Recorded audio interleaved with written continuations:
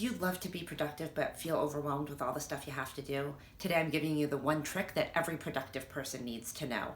Hi, I'm Megan, nurse coach and nurse practitioner, and this video is for nurses who are frustrated with their current life, wellness, or just their ability to follow through. I give you tools to start giving yourself some of the amazing care and dedication that you give to your patients. How many times do you find yourself saying things that begin with, I just can't, or I should have, or I really need to, or I have to?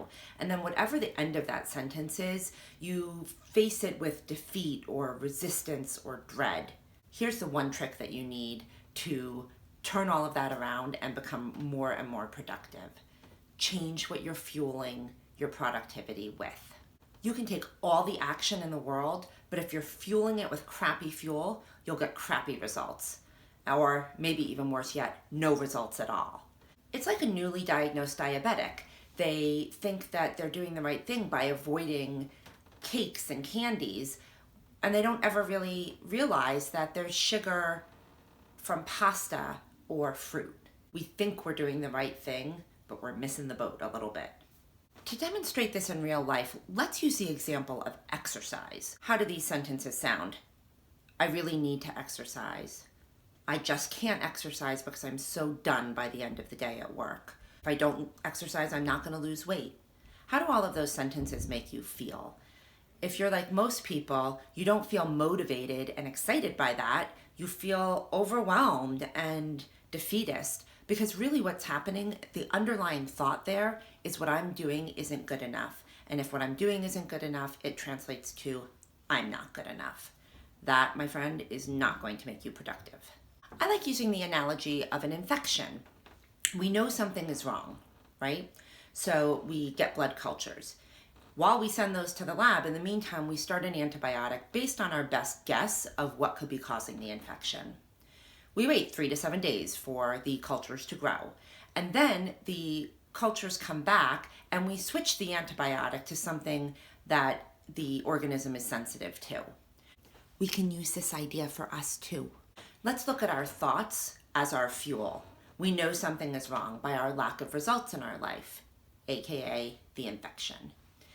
We take an action based on our best idea of what this could be, meaning we start the antibiotic. Then we dig around for what thoughts are actually causing this. What thoughts are we trying to fuel ourselves with? The I should have, or I don't, or I can never. We look at those thoughts and we identify them. That's the time where the culture is growing. Once we realize those thoughts, we can change our course of treatment. We can choose a thought that the action will be sensitive to, that the goal will be sensitive to. Here's the problem. The temptation here is to start beating yourself up. I'm so stupid that I'm using my thoughts against me. Why am I picking an antibiotic that isn't working? We don't do that with an infection. We see the sensitivity, we change the antibiotic. Easy peasy, done and done. No drama. This is really great news because we don't have to have drama in our life about changing our thoughts either. We can legit just change them once we know what they are. The best part is, it is 100% guaranteed that if you change your fuel, you change the results. If you change your thoughts, you can change your results. So how do we go about just picking new thoughts, right? What I like to do is take the idea of, instead of running away from something, running towards something. The energy there is tremendously different. You can change from the energy of fear, of running away from something, to excitement, running towards something. Let me give you an example from my life today. Today I have a lot to do. That sounds like a totally legitimate, neutral fact. But when you say I have a lot to do, what that's really saying, if you switch the word order around, is I have to do a lot.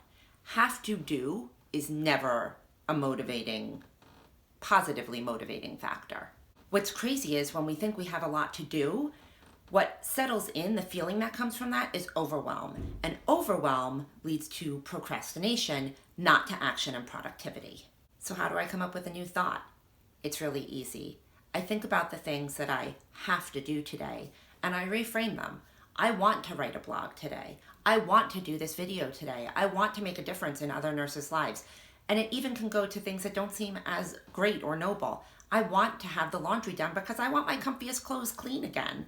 I want to make dinner ahead of time, because when I'm starving, it's going to feel so awesome in the moment to have dinner already made. So I can reframe this into what I want to be. I want to run towards being the person who follows through and is productive. I love feeling productive. So I'm sure you can feel the energy shift in that. My challenge to you, poke around in your life. See where this sneaky fuel is foul, where you're trying to drive yourself with the shoulda, coulda, have to, never, always.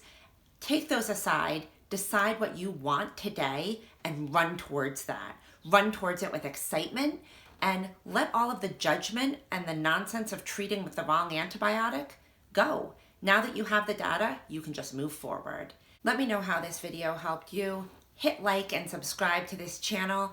And until the next video, be brilliant, be kind. I'll see you soon.